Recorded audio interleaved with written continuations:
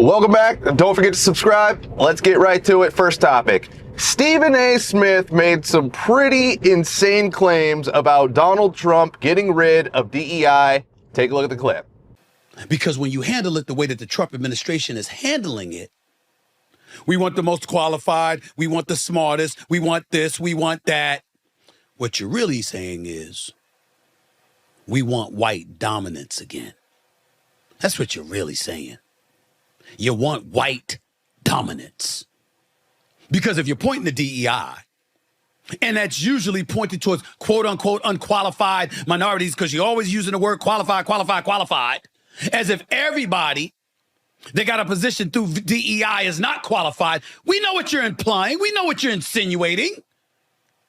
And you got folks in the administration, and Pete Hegseth, oh my God, the nerve of him to just join into the fray and give his quote about making sure qualified people have these jobs. You're the defense secretary, whose only job prior to this was as a weekend host on Fox News.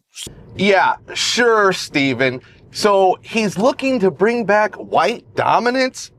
Dude, read the room, bro. Nobody feels that way at all. And by you saying that, you're basically just saying that black people or any sort of colored people, they can't get a job based on merit. That's exactly what you said, because that's not how it's going to be.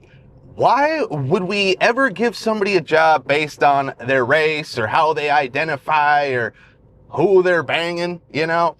It's just stupid. And I doubt you ever got a job based on that too, because you came up and you probably did it the right way, Stephen A.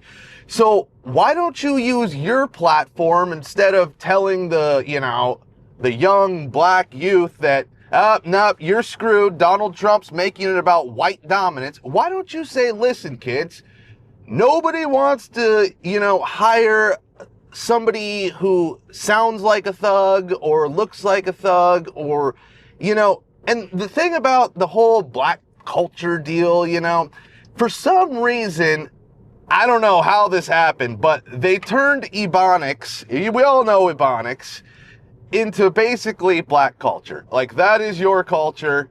You can't speak proper English, and we're not even going to say you should. We're just going to tell you to speak Ebonics and say that's your culture. It's just so weird because nobody wants to hire somebody who just sounds like a complete moron, and doesn't even want to make an attempt to better themselves and be a better person at communicating and just being somebody that you might want to hire. But yeah, it's just insane that he would just go out and say this and not tell the kids, the inner city youth, hey, you can be great too. You're not just some guy who's getting a job because of your race. And Stephen A., you're better than that, bro. You're better than that. And frankly, I think you need to start telling the black kids that, yeah, you might have to not dress like a thug, and you might have to speak proper English. And frankly, black people, you got to get rid of the whole he's an Uncle Tom, because that's just ruining you as well. Because, that guy is trying to be a successful, productive member of society. He's an Uncle Tom.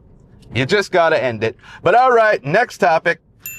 Do you think CNN is going to survive the Donald Trump presidency?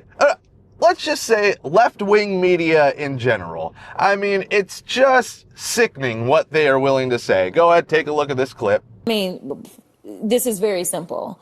We right now have a white supremacist that is sitting in the White House. He is backed up by other white supremacists. And if you really want to know who the criminals are in this country, you can Google it. You don't have to trust me. But the people that commit 80% of the most violent crimes in this country are white supremacists. Yet for whatever reason, they sit and they serve at the pleasure of the president. They are the ones that were there on January 6th, tearing our democracy down physically. And now we have them tearing us down right here from within. All right, I don't even know who that woman is.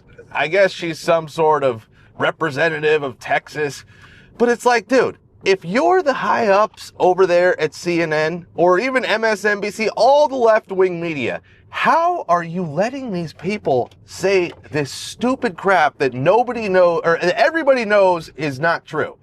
They're just spitting out blatant lies for some group of people that doesn't even, I don't know, like maybe 1 to 3% of America. It might be 1 to 3% of America that's actually buying this type of rhetoric, which is, if you are, you're just a plain moron. But yeah, I don't know if CNN, MSNBC, the whole left-wing media, if they can survive this Trump presidency, especially, I don't even know if they're going to survive this year. There was this stat that came out that Fox News apparently had the top 500 news broadcasts, ratings-wise, after the election. The top 500, folks. Like, every news show on Fox was outdoing CNN, MSNBC, everything they had in ratings. I just don't know if they can survive. Let me know if you think left-wing media could survive. I don't think so. But all right, next topic. AOC, or Alexandria Ocasio-Cortez, you know, total moron, goes ahead and she calls Elon Musk the most unintelligent billionaire she knows. Go ahead and take a look at the clip. This dude is probably one of the most unintelligent billionaires I have ever met or seen or witnessed. Which, you know, you can probably even glean that from watching these people on TV. Anyways, all of that is to say is that they don't do their homework. Clearly, like, they're putting 19-year-olds in at the Treasury. This dude is not smart. And the danger in the lack of intelligence and the lack of expertise that Elon has. I mean, this guy is one of the most morally vacant, but also just least knowledgeable about these systems that we really know of. But the point is that what that means is that they're going to hit a button inevitably. They are going to hit a button and things can go sideways. Okay, AOC, yeah. So weren't you a bartender? Now, I'm not saying bartenders aren't smart, but when have you really said anything smart? You know what I'm saying? Can you point to one thing where you're like, oh yeah, AOC really killed it on that? I mean, you were a huge proponent of the Green New Deal, which everybody knows that was just a climate change, money grab, laundering situation. AOC has never done anything where you're like, yeah, okay, AOC is great. She's just a world beater. You know what I'm saying? Never happened. But what's Elon doing? He's going out there sending rockets up, catching them, creating one of the best cars. Well, it's, I guess one of the most high-profile American vehicles there are. It's probably one of the best, too. We'll say that. I'm not disparaging Elon's cars. And yeah, he's out there saving America and saving free speech. Yet you want to go bring the guy down like he's some terrible person, he's just a moron, when you're the moron, AOC. You're the moron. But all right, next topic. Marcus Jordan, the son of Michael Jordan, got arrested for a DUI and cocaine possession, and he name drops his dad. Go ahead, take a look at the clip. Hey, you guys good? Yeah, we're trying to. My car's a little stuck right now. I see that. You want to help us? We're going to try. Huh? We're going to try. All right. What happened? What happened? How'd you get on the tracks, man? All right, good. Help us try and reverse this thing out. Well, hang on. You are stuck. Come here.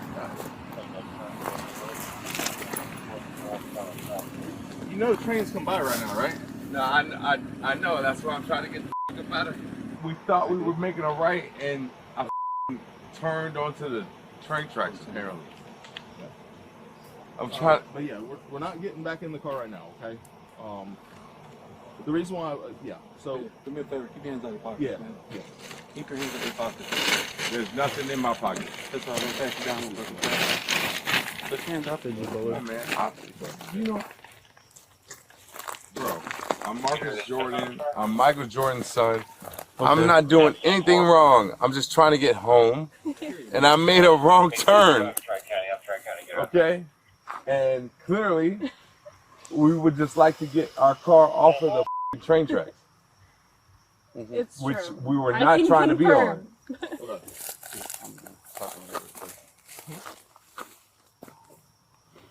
I mean, I'm just saying, if there's 6 of us and we throw this thing in reverse. Well, I've already got concerns for your level of impairment anyways, okay? So that's why. Why? Because I can smell alcohol coming from you and you're on train tracks. Okay? So Come on, man. just listen to me. That's why I don't want you back behind the wheel anyways, okay? I'm fine behind the wheel. I just would like to get my car out of this. We'll deal with that after this, okay? We'll deal with that after this. But that's why I had to get you out of the car, okay? Because I hear spinning tires, I hear slurred speech from you. You're driving on train tracks. I'm not slurring anything, and I'm okay. I'm letting you know. I have concerns. Okay? Well, For your level of I appreciate impairment that. Driving a vehicle, I can't let you back behind the car and drive a vehicle. I appreciate your concerns. Yeah, I don't want. But you to get I hurt. am not inebriated. Juliet, I'm not 635 anything that cannot drive home. 550 Now, just in the court of public opinion, is there anything worse when somebody's getting arrested than the guy who says, "Don't you know who I am? Don't you know who I am?" I think the only thing worse is probably the guy who name drops his dad. Like, "Oh yeah, I'm Michael Jordan's son. I'm Michael Jordan's son." Okay, dude. What do I care? Is Michael Jordan going to come here and like start signing autographs and hanging out and slapping high fives? And even if he does, you're still getting arrested because you're drunk as hell and you got cocaine in your car. It's like, dude, what are you thinking, bro? Just take your deal, take the L. It's definite L for Marcus Jordan. And Michael Jordan's probably going to have to comment and he's going to do the whole spiel. But yeah, dude, what a moron. What a loser, too.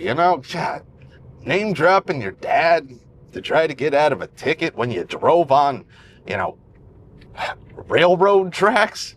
Bruh. But all right, that's it for today. Don't forget to subscribe. We'll see you next time. Later.